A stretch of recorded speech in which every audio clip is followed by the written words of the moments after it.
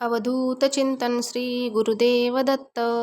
नमस्कार स्वामी भक्तांनो, तुमच्या सर्वांचं माझ्या मराठी भक्ती चॅनलवर खूप खूप स्वागत आहे. सर्वांचा दिवस आनंदात आणि स्वामी सेवेत जावो ही स्वामींच्या चरणी प्रार्थना.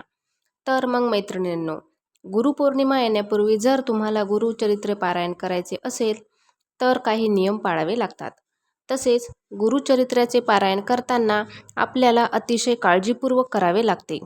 श्री गुरुचरित्र पारायण हे जागरूक आणि त्वरित फळ देणारे आहे, पण ते करताना सुद्धा आपल्याला कडक नियम पाळावे लागतात. आपण जर मनोभावी नियम पाळून पारायण केले तर आपल्या मनातल्या सगळ्या इच्छा नक्कीच पूर्ण होतात. श्री दत्तांची कृपादृष्टी आपल्यावर व्हावी यासाठी पारायणाआधीच काही गोष्टी ठरवून मगच पारायणाला सुरुवात केली पाहिजे. आषाढ पौर्णिमा ही गुरुपौर्णिमा म्हणून साजरी केली जाते. या गुरुपौर्णिमेचं औचित्य साधून तुम्ही गुरुचरित्र पारायण करू शकता. आता गुरुपौर्णिमा ही 29 तारखेला म्हणजेच बुधवार या दिवशी येत आहे. तर आता बऱ्याच महिलांना गुरुचरित्र पारायण करण्याची इच्छा असते. श्री गुरुचरित्र पारायण 3 दिवसीय, 7 दिवस किंवा 11 दिवसाचे करता येते. आपल्या इच्छेनुसार पारायण कोणते करायचे हे ठरवायचे. दररोज किती अध्याय वाचायचे हे आपल्याला किती दिवसाचे पारायण करायचे यावरून अवलंबून आहे.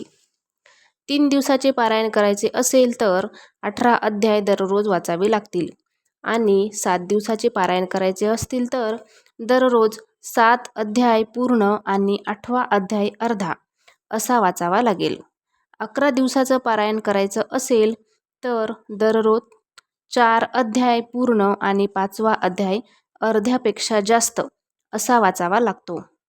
पारायणाची सुरुवात ही गुरुवारी करावी किंवा गुरुपौर्णिमेला उद्यापन करायचे असेल तर तुमच्या पारायणाच्या दिवसाप्रमाणे तुम्ही पारायण कोणत्याही दिवशी सुरू करू शकता, जेणेकरून गुरुपौर्णिमेला आपले उद्यापन आले पाहिजे.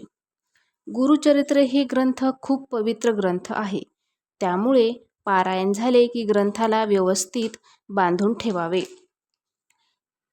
असं म्हणलं जातं की श्री गुरुचरित्र ग्रंथात सूक्ष्म रूपात दत्त महाराजांचा वास असतो, म्हणूनच या ग्रंथाची पवित्रता राखावी लागते. पारायण करण्यासाठी सकाळची 4 नंतरची वेळ अतिशय चांगली आहे, परंतु काही कारणास्तव तुम्हाला सकाळी जमत नसेल तर तुम्ही दिवसभरातून केव्हाही पारायण करू शकता. पण दुपारी 12 ते 12:30 या वेळेमध्ये करू नका, कारण ही वेळ दत्तगुरूंची भिक्षेची वेळ असते.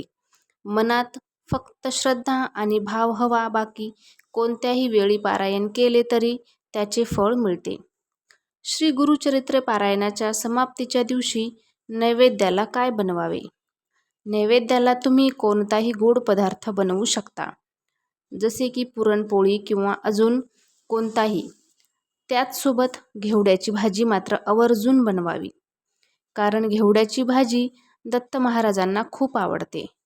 तसेच कोणत्याही पदार्थामध्ये कांदा, लसूण याचा वापर करू नये आणि तुमच्या इच्छेनुसार कोणताही गोड पदार्थ बनवू शकता.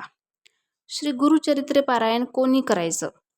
तर श्री गुरुचरित्र पारायण हे स्त्री पुरुष कोणीही करू शकतं, पण नियम पाळणे आवश्यक आहे.